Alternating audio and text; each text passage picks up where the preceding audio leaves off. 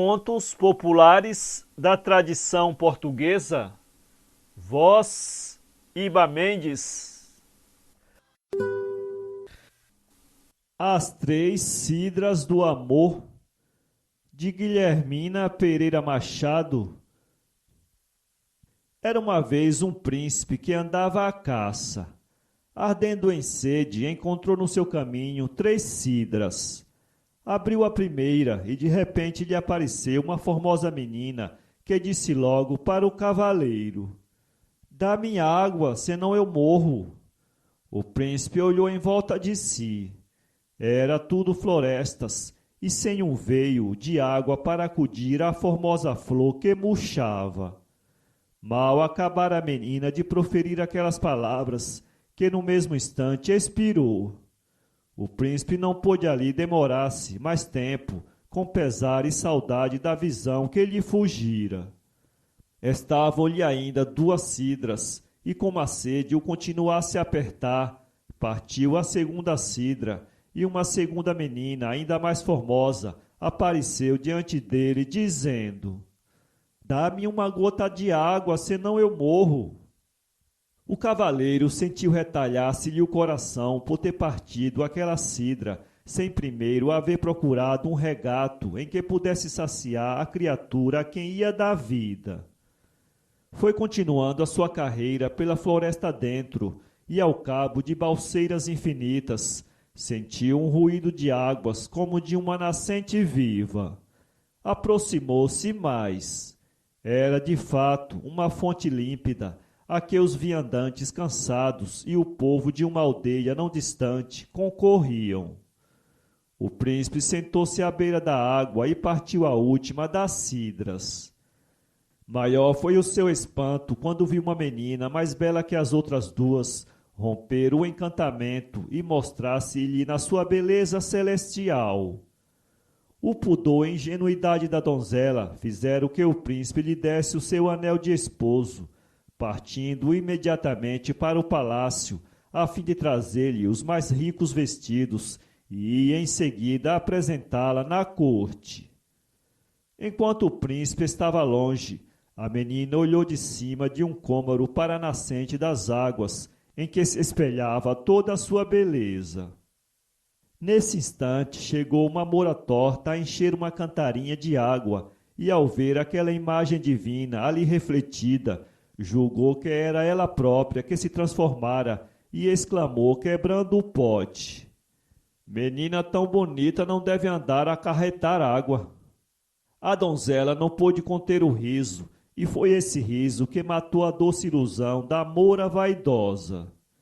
Enraivecida, encobriu a sua fúria e com palavras meigas chamou a menina para o pé de si e começou a catar-lhe na cabeça.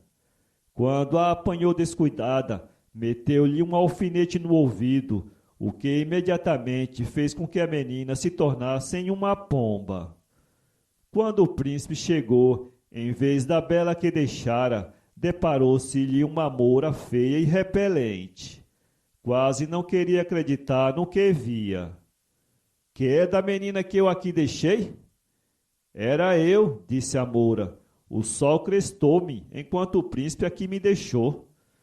O namorado, esperando que aquele efeito lhe passaria, entregou-lhe os vestidos que trouxera do palácio e levou-a consigo.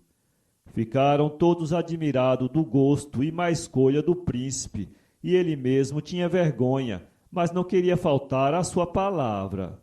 Por isso suportava calado tamanha calamidade. No jardim do rei andava o hortelão regando as flores, quando de uma vez viu vir pelo ar uma pombinha branca e perguntar-lhe: "Hortelão da hortelaria, como passam o rei e a moura Maria?" "Comem, bebem e levam boa vida. E a pobre pombinha por aqui perdida." O hortelão del-rei veio ao passo da parte do estranho sucesso. El-rei ficou maravilhado do acontecido, mas não suspeitava o que seria. Deu ordem ao jardineiro para que armasse à pombinha um laço de fita. Ao outro dia passou a pombinha pelo jardim, batendo as asas. Hortelão da hortelaria, como passam El Rei e a Moura Maria? Comem e bebem e passam boa vida, e a pobre pombinha por aqui perdida. O hortelão armou laço de fita. Pombinha real não cai em laço de fita. Foi dali o hortelão, muito triste, dizer a El Rei que a pombinha não caíra no laço de fita. Pois arma-lhe um laço de prata. Armou-lhe o hortelão o laço de prata nos algretes do jardim, e quando ao outro dia apareceu a pombinha, logo conheceu o laço, que estava armado, e fugiu, dizendo: Pombinha real não cai em laço de prata. Ficou ainda mais triste o rei, quando soube que a pombinha não fora apanhada, e disse para o hortelão: Arma-lhe agora um laço de ouro. Nesse mesmo dia, desceu o rei ao jardim para tomar o fresco da manhã e encontrou a pombinha caída no laço. Começou a afagá-la e, ao passar-lhe a mão pela cabeça, conheceu que ela tinha cravado um alfinete no ouvido. Conseguiu tirá-lo e, nesse mesmo instante, apareceu a menina que ele deixara mansinha ao pé da fonte. Perguntou-lhe a causa de todas as suas desgraças, e a menina contou-lhe como a Moura Maria se vira na fonte e quebrou a cantarinha, e lhe catou na cabeça, e lhe enterrou o alfinete no ouvido. O rei perguntou-lhe o que desejava se fizesse a Moura Maria, que na sua opinião era digna do mais severo castigo. A menina, depois de haver pensado e refletido durante alguns instantes, redarguiu em tom decisivo: Quero que se faça da sua pele um tambor para tocar a rebate quando eu sair à rua, e dos seus ossos uma escada para eu descer ao jardim. O rei fez escrupulosamente a vontade da menina, recebeu-a por esposa e deu-lhe metade do seu reino. Foram muito felizes, tiveram muitos filhos e acabaram em santa paz.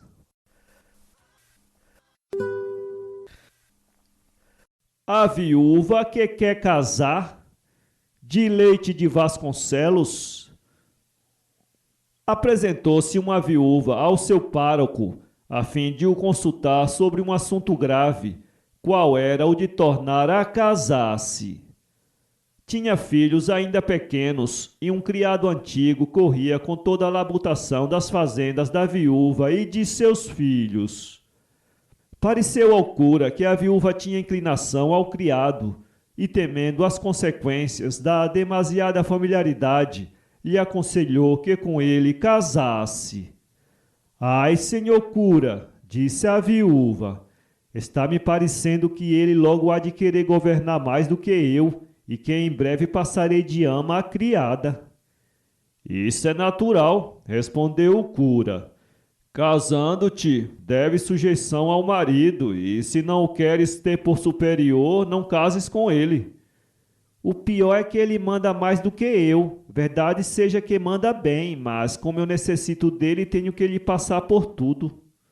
Pois se ele já está habituado a governar e a mandar, casa com ele. Mas eu hei de dar padrasto aos meus filhos? Pois se não queres dar-lhes padrasto, não te cases.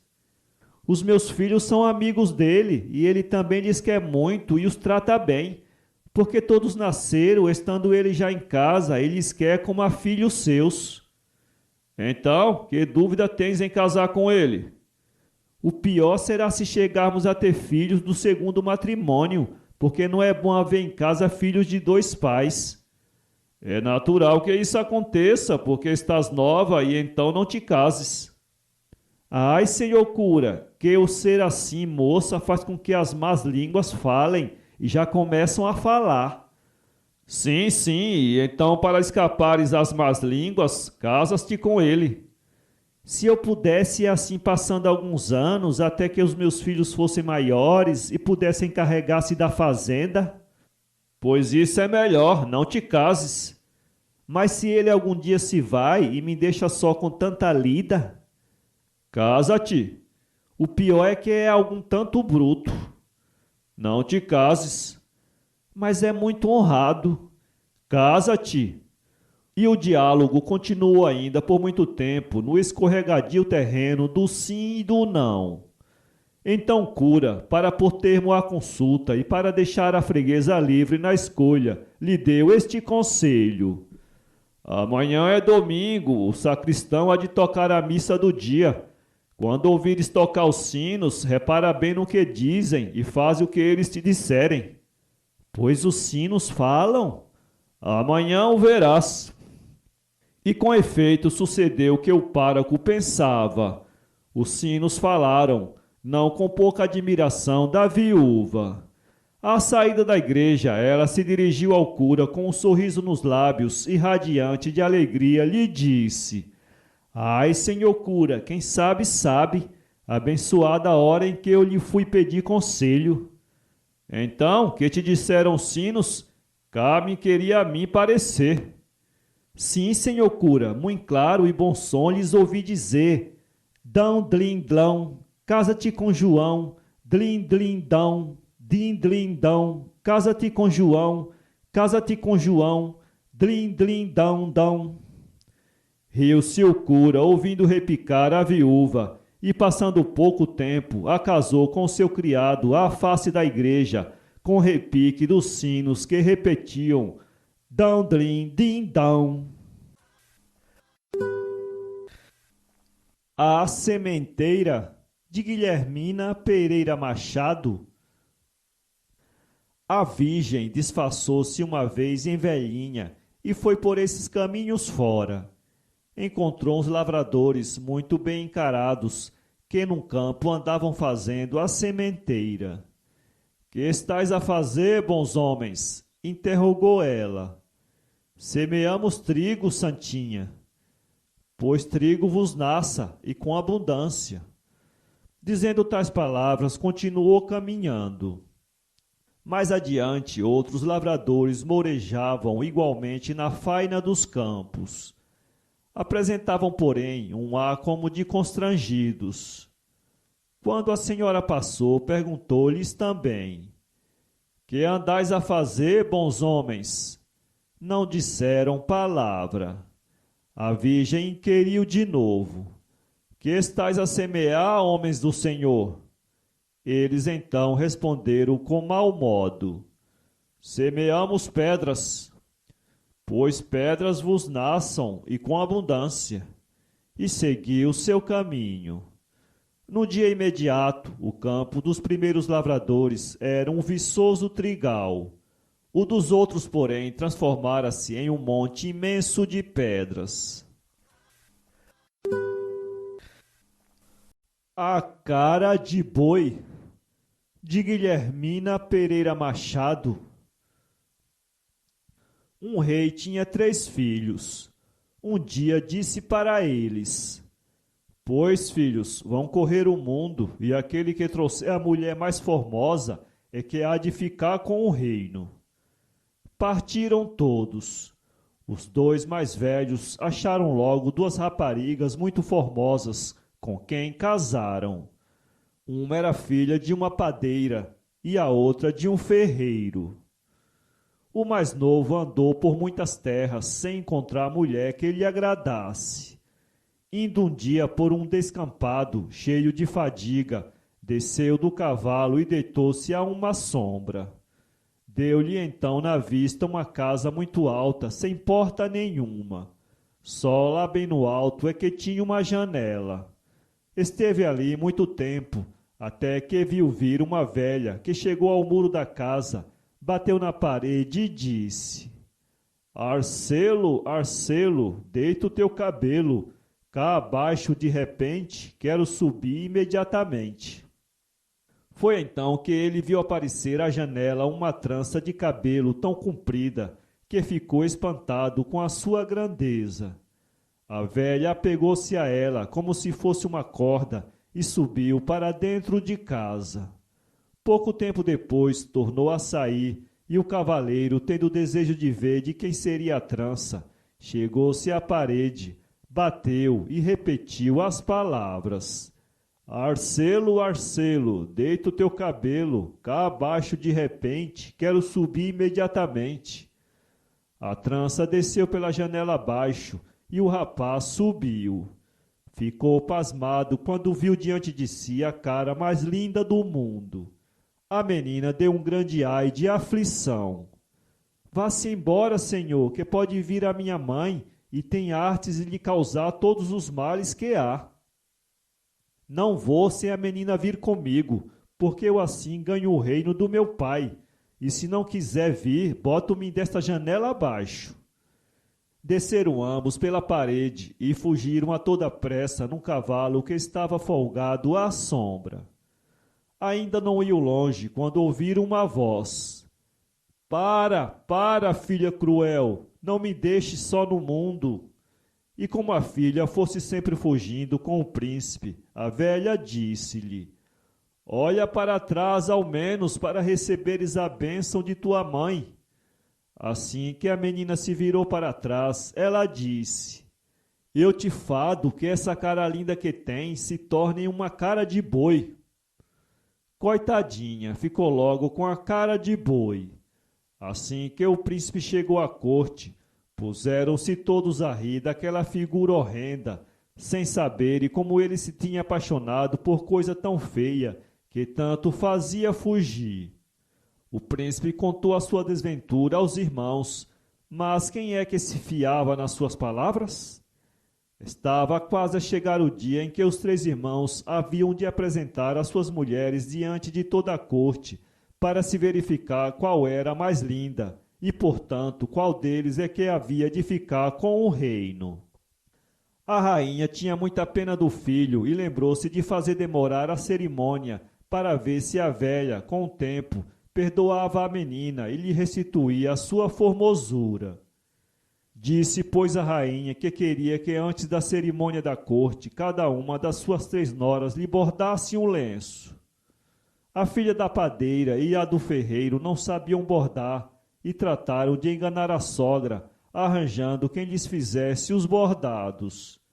A que tinha cara de boi pôs-se a chorar e tanto chorou que lhe apareceu a velha, dizendo: Não te rales mais. No dia em que tiveres de entregar o lenço à rainha, eu cá o virei trazer. Chegou o dia e a velha veio entregar-lhe uma noz muito pequenina. A cara de boi foi levá-la à rainha, dizendo que ali estava o seu lenço. A rainha quebrou a noz e ficou pasmada ao ver a mais fina cambraia, bordada de flores, ramos e aves. Chegou o dia de irem à corte para serem apresentadas as 3 noras do rei. A cara de boi pôs-se a chorar, até que lhe apareceu outra vez a mãe. Não chores mais, trago-te aqui um vestido para a festa. Desdobrou-o. Era todo bordado de ouro e pedrarias. Mas quanto o vestido era lindo, tanto ela ficava mais horrenda. E pôs-se a chorar, cada vez mais. Já todos tinham entrado para a sala, faltava só ela. A velha disse-lhe: Vai agora tu.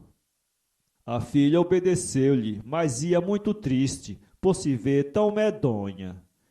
Quando ia pelo corredor do palácio, a mãe disse-lhe cá de longe: Olha para trás. E assim que a filha virou a cara, continuou: Fica com a tua formosura, mas não te esqueças de meter nas mangas do vestido todos os bocadinhos de toucinho que puderes para me dar. Então ela entrou na sala pelo braço do marido e todos ficaram pasmados. A corte toda confessou que ela é que era a mais linda, e dali foram todos para a mesa do banquete. Enquanto estiveram jantando, a menina não fazia senão meter bocadinhos de toucinho nas mangas do vestido. As outras 2 que a espreitavam trataram de fazer o mesmo, pensando que era moda. Acabado o jantar, começaram as danças, e a rainha, ao ver o chão todo besuntado de gordura e que a cada passo se escorregava em bocados de toucinho, perguntou quem é que fizera aquela porcaria. As damas disseram que viram assim fazer a princesa herdeira e por isso fizeram o mesmo. Começou cada uma a sacudir as mangas dos vestidos e das mangas da menina entraram a cair aljofres e diamantes misturados com flores. As outras, envergonhadas, lançaram-se pelas janelas fora, pelas escadas, corridas. A que chamavam cara de boi é que veio ser a rainha, porque o rei velho entregou a coroa ao filho. Criado de confiança, de Leite de Vasconcelos. Havia um rapaz muito rico e não vivia senão com um criado. Passando numa rua e vendo uma criancinha muito formosa, roubou-a e levou-a para casa e, sem que o criado visse, encerrou-a num quarto. Assim a foi criando com muitos carinhos e sem que o criado presenciasse. Desconfiava assim, por o ver passar quase todo o tempo encerrado no quarto e a levar para lá de comer, mas ignorava o motivo porque o patrão assim vivia. Foram um dia à caça, ele e o criado. Esquecendo-lhe algumas coisas que precisava para caçar, mandou o criado à casa. Passado alguns instantes, lembrou-se de que tinha deixado a chave do quarto na porta, o que nunca fazia, e foi sem perda de tempo à casa, porque teve o pressentimento de que o criado ia ver o que ele há tantos anos lhe ocultava tão cautelosamente. Ao entrar em casa, o criado foi em direção ao quarto, que para ele tinha tantos mistérios. De repente, sentiu uma suprema alegria, porque encontrou a chave no quarto. Abriu e assim que deparou com uma tão linda menina, ajoelhou e principiou a rezar, julgando que era uma santa que seu patrão ali tinha. Ela dormia tranquilamente sobre uma cama. Enquanto esta cena se passava, entra o patrão. O criado, ao senti-lo, sai precipitadamente, deixando um tamanco dentro do quarto. Ainda assim, pôde fechar a porta sem o amo ver. A menina não presenciou nada do que se tinha passado, mas foi desde este momento que para ela principiou uma vida de mártir. Sem nunca ver mais ninguém senão aquele homem que ali a tinha criado e educado, sofria tudo quanto lhe fazia, sem poder queixar-se a ninguém, para assim minorar suas dores. Vendo-se ameaçada por aquele homem, pediu-lhe que a deixasse sair dali e acompanhá-lo por toda a parte. Ele acedeu aos seus pedidos. A primeira vez que saiu com ele foi a um casamento. No fim do jantar, cada pessoa contava sua história. Ela pediu ao seu companheiro que lhe deixasse contar uma. Foi a seguinte: eu já fui vinha e agora sou chão. Não sei por que me tratam mal, nem por que motivo não. Ele: pois eu na minha vinha entrei e rastro de ladrão achei. Se ele me roubou ou não, isso é que eu não sei. O criado: Senhor meu amo, pois eu na sua vinha entrei e pus-me a louvar a Deus da formosura que encontrei, e a coroa de meu pai não logre eu, se o seu vinho lhe roubei. O Chopo e o Cedro, de Joaquim Araújo. Nosso Senhor, perseguido pelos judeus que buscavam alcançá-lo, procurou esconder-se à sombra de um viçoso choupal. Os chopos imediatamente ergueram as folhagens para o ar, desabrigando o Nazareno. Nunca dará sombra que possa consolar alguém, disse o fugitivo, continuando a sua carreira em busca de um abrigo em que se acoitasse. A curta distância encontrou um cedro. Vendo-o assim triste e ofegante, a boa árvore desceu os ramos, a ponto de esconder de todo o corpo do pobre perseguido. Abençoada seja a tua sombra, murmurou Jesus. O cedro conservou-se desde então os ramos na atitude protetora em que nesse lance os estendeu, mas o chopo ficou sempre com os braços levantados, sem poder projetar em torno a boa sombra consoladora, pela qual os caminhantes anseiam. O Aprendiz do Mago, de Joaquim Araújo. Um homem de grandes artes tinha na sua companhia um sobrinho que lhe guardava a casa quando ele saía. De uma vez deu-lhe 2 chaves e disse: estas chaves são daquelas 2 portas. Não mas abras por coisa nenhuma do mundo, senão morres. O rapaz, assim que se viu só, não se lembrou mais da ameaça e abriu uma das portas. Apenas viu um campo escuro e um lobo que vinha correndo para arremeter com ele. Fechou a porta a toda pressa, passado de medo. Daí a pouco chegou o mago. Desgraçado, para que me abriste aquela porta, tendo-te avisado que perderias a vida? O rapaz tais choros fez que o mago lhe perdoou. De outra vez saiu o tio e fez-lhe a mesma recomendação. Não ia muito longe quando o sobrinho deu volta à chave da outra porta e apenas viu uma campina com um cavalo branco a pastar. Nisto lembrou-se da ameaça do tio. Sentindo-o a subir pela escada, começou a gritar: ai, agora estou perdido! O cavalo branco falou-lhe: apanha deste chão um ramo, uma pedra e um punhado de areia e monta quanto antes em mim. Palavras não eram ditas. O mago abria a porta da casa. O rapaz salta para cima do cavalo branco e grita: foge que aí chega meu tio para me matar. O cavalo branco correu pelos ares fora. Ia já muito longe quando o rapaz torna a gritar: corre que meu tio já me apanha para me matar. O cavalo branco correu mais e quando o mago estava quase a apanhá-los, disse para o rapaz: deita fora o ramo. Fez-se ali uma floresta muito fechada e enquanto o mago abria caminho por ela, puseram-se muito longe. Mas o rapaz tornou outra vez a gritar: corre que aí está meu tio que me vai matar. Disse o cavalo branco: bota fora a pedra. Logo ali se levantou uma grande serra cheia de penedias que o mago teve de subir enquanto eles avançavam o caminho. Mais adiante grita mais o rapaz: corre que meu tio agarra-nos. Pois atira ao vento o punhado de areia, disse-lhe o cavalo branco. Apareceu logo ali um mar sem fim, que o mago não pôde atravessar. Foram dar a uma terra onde se estava fazendo muitos prantos.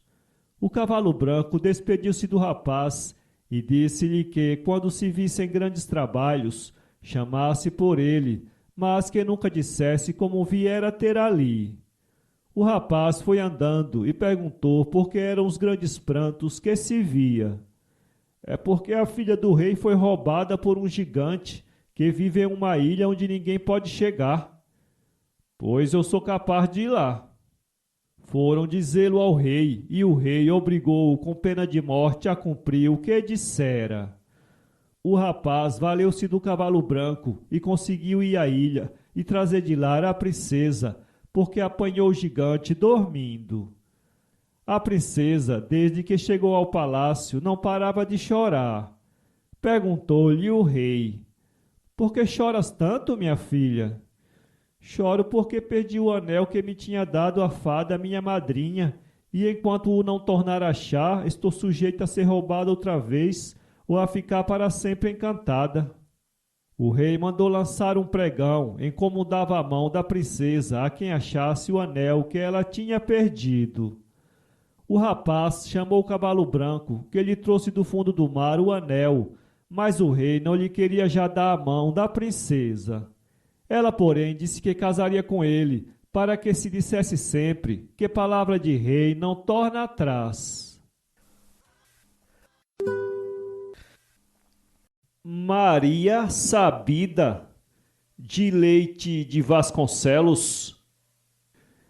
Era uma vez um pai que tinha 7 filhas, e a mais velha era tão esperta que eles chamavam a Maria Sabida.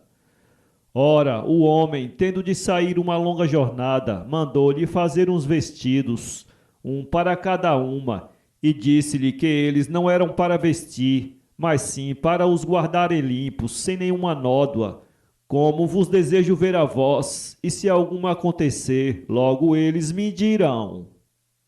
Foi embora o homem, dizendo à mais velha que guardasse as irmãs, e que nenhuma fosse a um quarto que ele tinha fechado.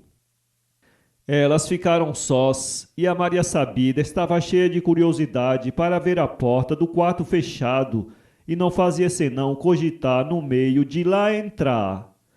Uma vez conseguiu encontrar uma chave que lhe servia, e entrou, vendo um subterrâneo cheio de arcadas, e ao fundo de uma geladeira uma portinha. Conseguiu abri-la, apesar de a fechadura estar muito ferrugenta, e viu um lindo jardim cheio de flores e árvores carregadas de fruto. Como não viu ninguém e ela gostava muito de maçãs, apanhou algumas, meteu-as no avental e fugiu. Veio para casa e, sem dizer nada às irmãs, apresentou-lhes o fruto. Elas ficaram muito contentes e não faziam senão pedir à irmã que arranjasse mais. Para lhes fazer a vontade, voltou ela lá e sempre trazia frutos ou flores, mas o jardim era do rei, e o jardineiro tinha achado diferença, e fora queixar-se de que o roubavam, e tendo se escondido, vira uma menina, mas não sabia onde ela se metia. Foi o rei esconder-se, e um dia que a Maria Sabida levava uma arregaçada de fruta, apareceu-lhe e disse-lhe: Meu pai tem uma portinha que dá para aqui. Vim por lá, mas não sabia que era o jardim de Vossa Majestade. Até imaginei que era algum jardim encantado, pois nunca cá vi ninguém. E pediu muito ao rei que lhe perdoasse ter-lhe tirado alguma fruta e flores, e não lhes fizesse mal. O rei, como ela era muito bonita, nenhum desejo tinha de a matar, e por isso lhe prometeu de boamente, mas também lhe disse que tinha muito sono, que o deixasse encostar a cabeça no seu regaço. Ela disse que sim e começou a passar-lhe a mão pelos cabelos até que ele adormeceu. Assim que o viu pegado no sono, foi muito de mansinho, deitou-lhe a cabeça no banco e fugiu. O rei, quando acordou, ficou furioso e julgou vingar-se. Uma noite vestiu-se de pobre. Apareceu a bater à porta das raparigas um homem muito roto e parecendo muito velho a vender peixes e pedindo que lhe comprassem aqueles peixes e deixaram-no dormir ali. A Maria Sabida não queria e ralhou com as irmãs, mas como elas eram 6 contra uma, quiseram por força que lá dormisse o pobre. A Maria Sabida disse: Ah, sim? Ele é isso? Deus queira que os peixes não deem peixinhos, pois eu vou me fechar no meu quarto e não torno cá aparecer. Assim foi. Ela fechou-se e o pobre ficou lá com as outras raparigas, mas alta noite forçou os quartos de todas à procura da Maria, de quem se queria vingar. Mas a porta do quarto dela estava bem fechada, não houve meio de lá entrar. De manhã saiu o rei disfarçado e as 6 raparigas foram dar com os vestidos todos manchados. Choraram muito e a mais velha pregou-lhes que melhor era não chorarem, visto que já não havia remédio. Melhor fora não fazer e elas o contrário do que ela lhes tinha dito. Passou-se o tempo e um dia que o rei estava com a sua corte à mesa, vieram dizer-lhe que estava ali um presente de peixinhos para sua majestade, mas que só o entregavam pessoalmente ao rei. Ele mandou entrar o galego que lhe o trazia e viu uma canastrinha dourada muito cheia de flores e dentro 6 meninos muito lindos, recém-nascidos. O rei viu logo que era coisa de Maria Sabida. Mandou entregar as crianças a boas amas e, mais furioso com ela, resolveu matá-la. Mandou-lhe dizer que se preparasse, que havia de casar com ele. Ela, coitada, ficou muito aflita, mas não havia mais remédio.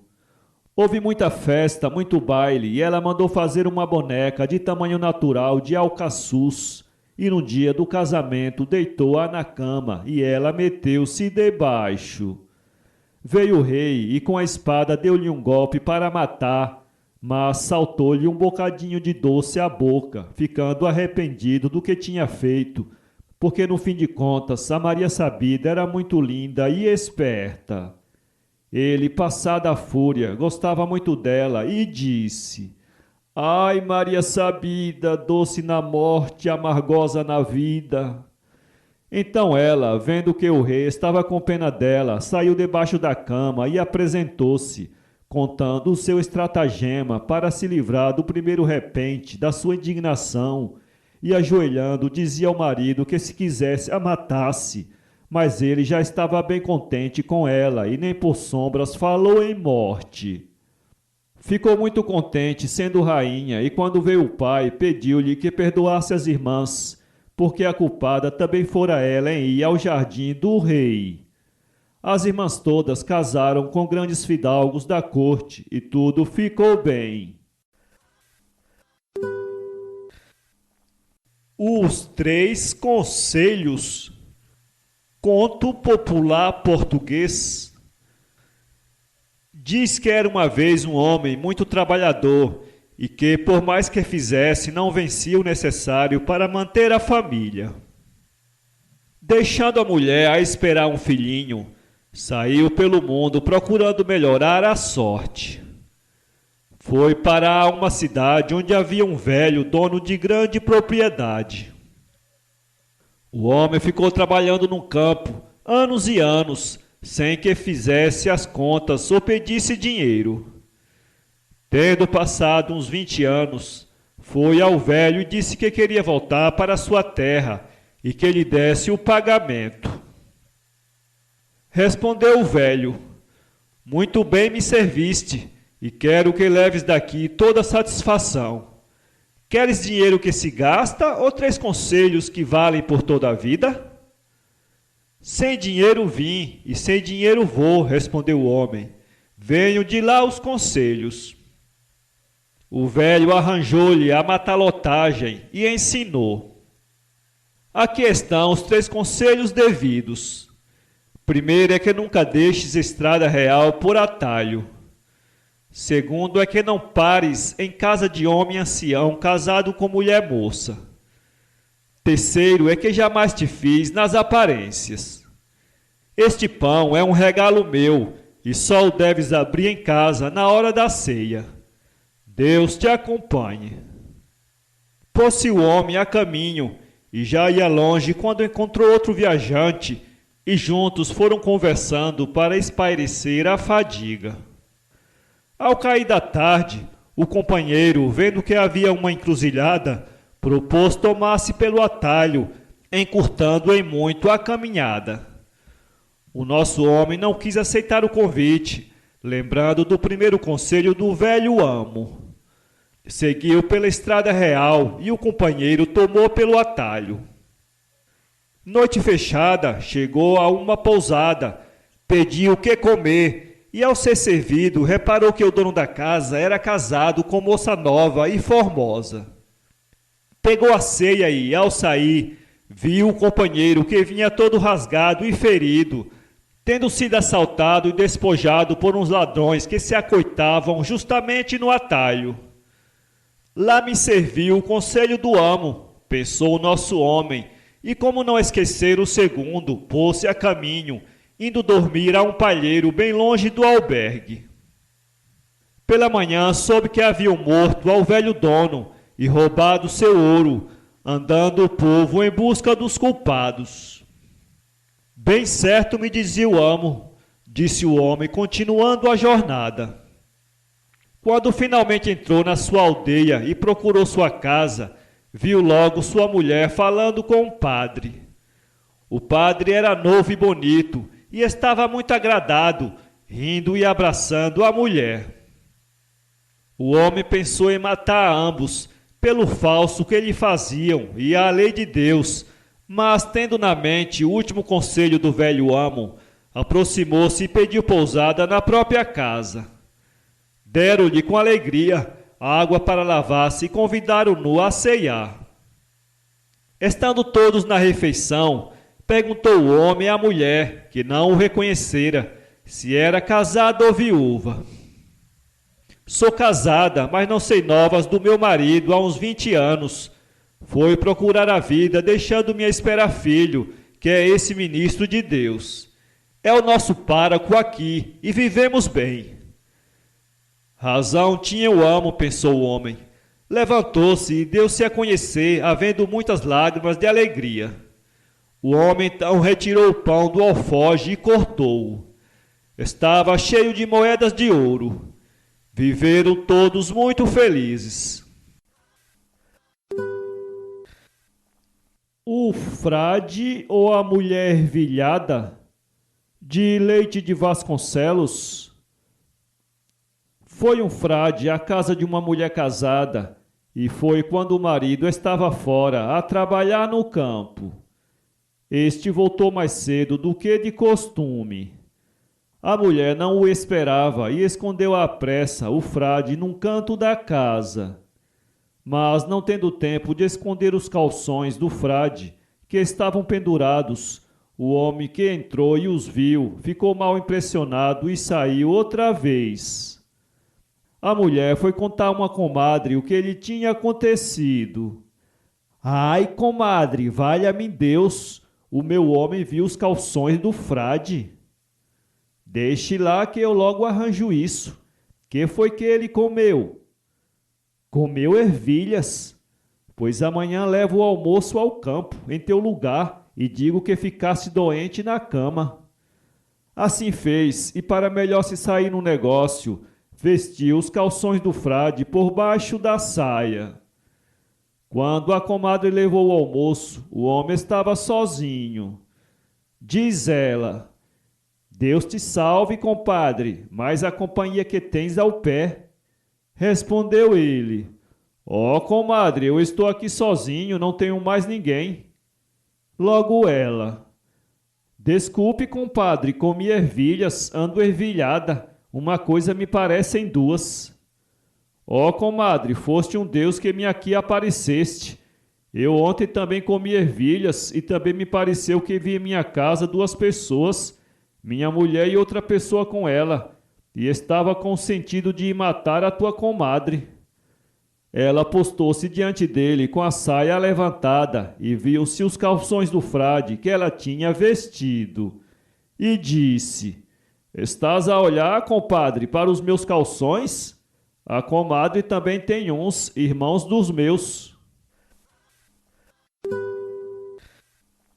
Quem Deus ajuda e quem muito madruga, de Guilhermina Pereira Machado. Uma vez, dois almocreves iam a dizer um para o outro: que vale mais quem Deus ajuda ou quem muito madruga?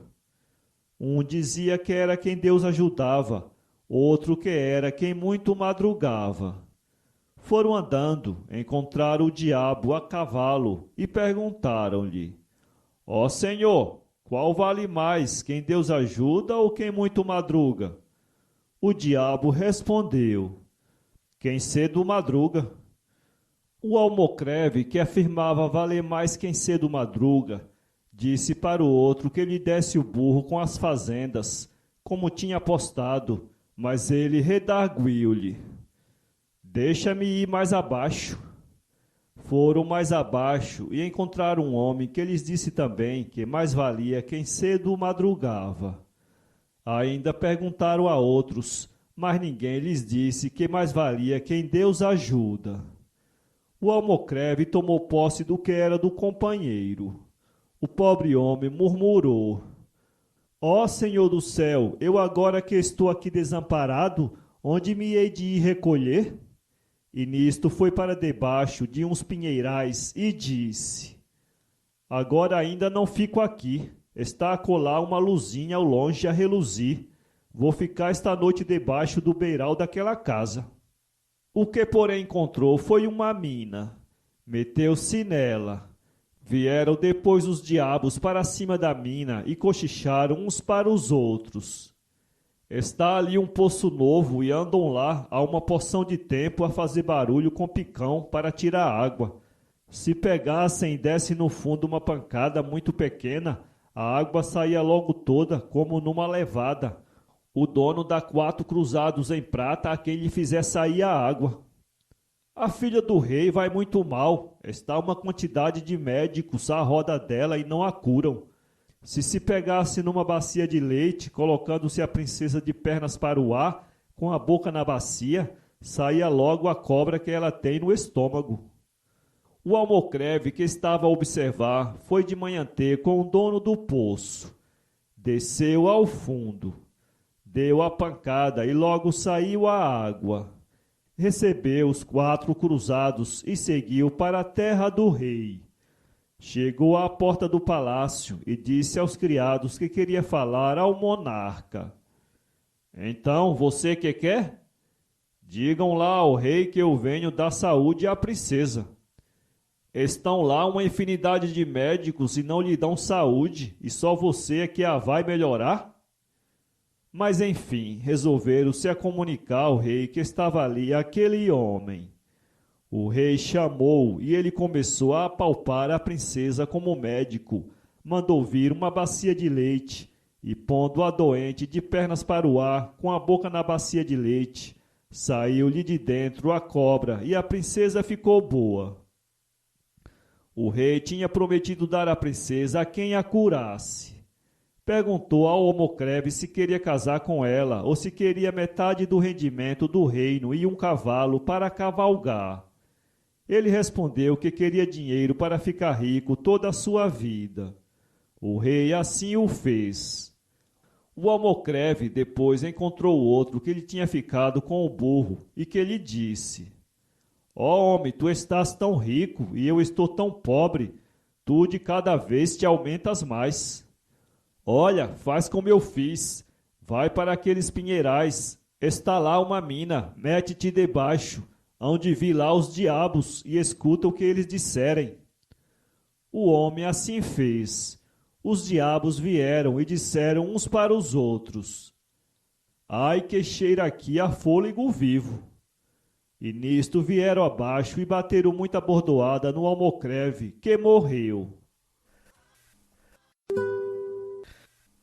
Os 3 rapazes valentes. Havia uma moça muito bonita, que tinha 3 rapazes a persegui-la. Todos 3 queriam casar com ela. Um dia o pai chamou-a e disse: Minha filha, gosto de ti, e por isso só desejo que cases com um homem honesto e corajoso. Estes 3 rapazes estão a te importunar. Queres casar com algum deles? A filha assustou-se. Não, meu pai, são todos 3 uns trapaceiros e medrosos. O homem então preparou-se para receber os candidatos à filha. Quando o primeiro veio lhe pedir a mão da moça, ele lhe declarou que só o consentiria se o rapaz praticasse algum ato de coragem. O rapaz, que estava muito apaixonado, imediatamente aceitou a condição.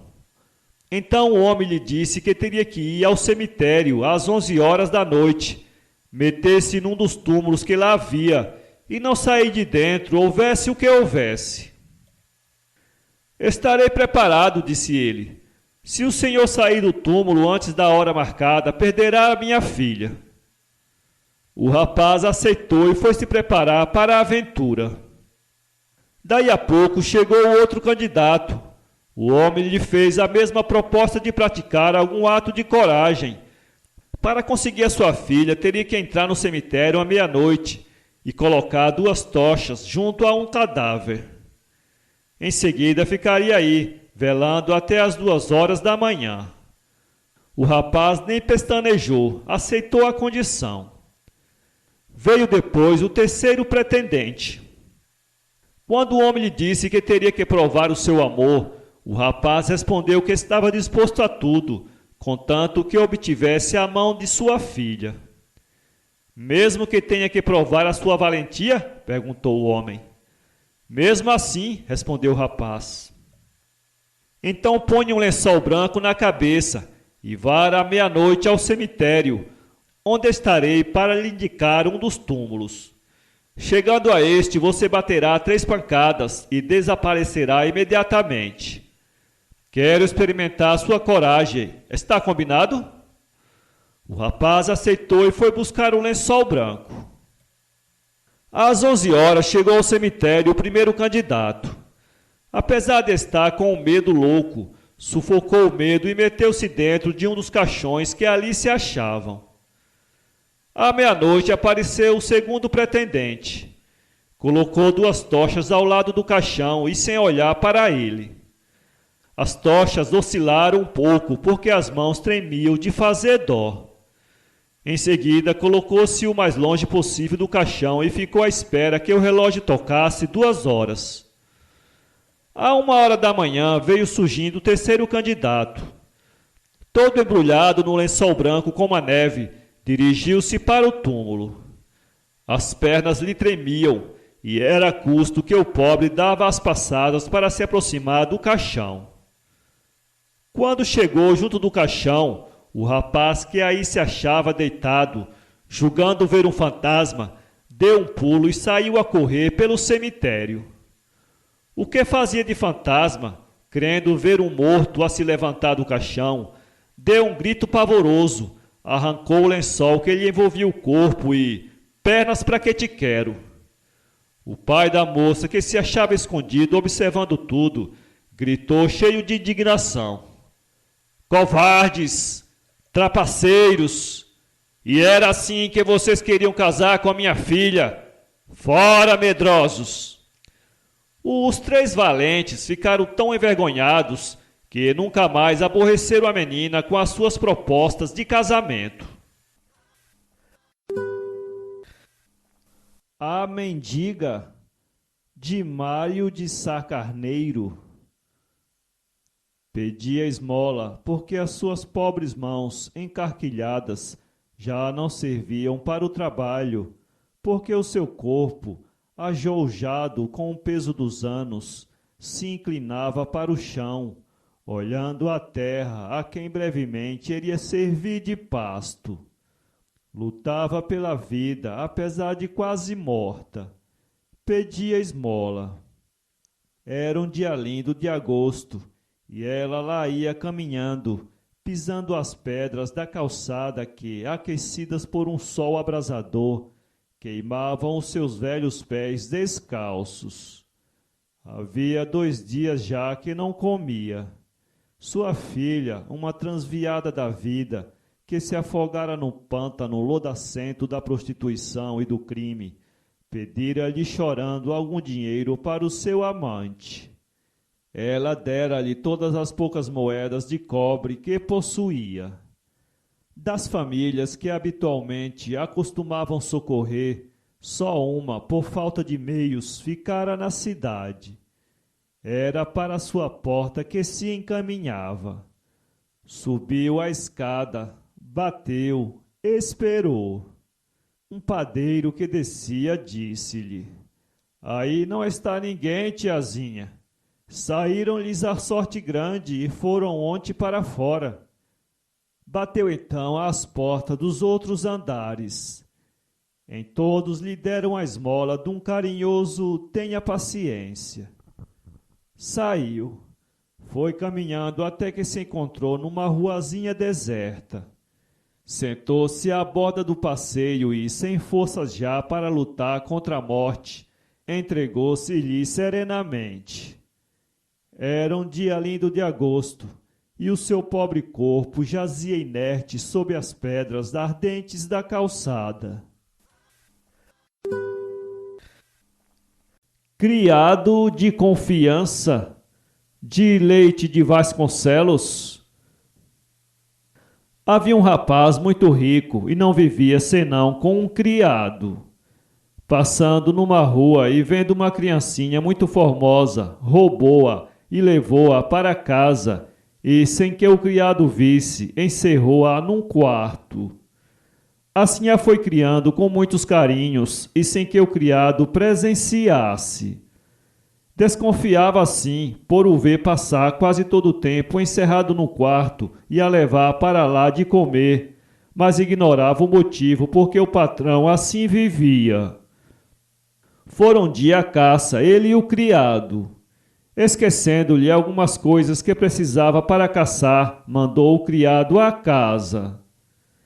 Passado alguns instantes, lembrou-se de que tinha deixado a chave do quarto na porta, o que nunca fazia, e foi sem perda de tempo à casa, porque teve o pressentimento de que o criado ia ver o que ele há tantos anos lhe ocultava tão cautelosamente. Ao entrar em casa, o criado foi em direção ao quarto, que para ele tinha tantos mistérios. De repente, sentiu uma suprema alegria, porque encontrou a chave no quarto. Abriu e assim que deparou com uma tão linda menina, ajoelhou e principiou a rezar, julgando que era uma santa que seu patrão ali tinha. Ela dormia tranquilamente sobre uma cama. Enquanto esta cena se passava, entra o patrão. O criado, ao senti-lo, sai precipitadamente, deixando um tamanco dentro do quarto. Ainda assim, pôde fechar a porta sem o amo ver. A menina não presenciou nada do que se tinha passado, mas foi desde este momento que para ela principiou uma vida de mártir. Sem nunca ver mais ninguém senão aquele homem que ali a tinha criado e educado, sofria tudo quanto lhe fazia, sem poder queixar-se a ninguém, para assim minorar suas dores. Vendo-se ameaçada por aquele homem, pediu-lhe que a deixasse sair dali e acompanhá-lo por toda a parte. Ele acedeu aos seus pedidos. A primeira vez que saiu com ele foi a um casamento. No fim do jantar, cada pessoa contava sua história. Ela pediu ao seu companheiro que lhe deixasse contar uma. Foi a seguinte: eu já fui vinha e agora sou chão. Não sei por que me tratam mal, nem por que motivo não. Ele: pois eu na minha vinha entrei e rastro de ladrão achei. Se ele me roubou ou não, isso é que eu não sei. O criado: Senhor meu amo, pois eu na sua vinha entrei e pus-me a louvar a Deus da formosura que encontrei, e a coroa de meu pai não logre eu, se o seu vinho lhe roubei.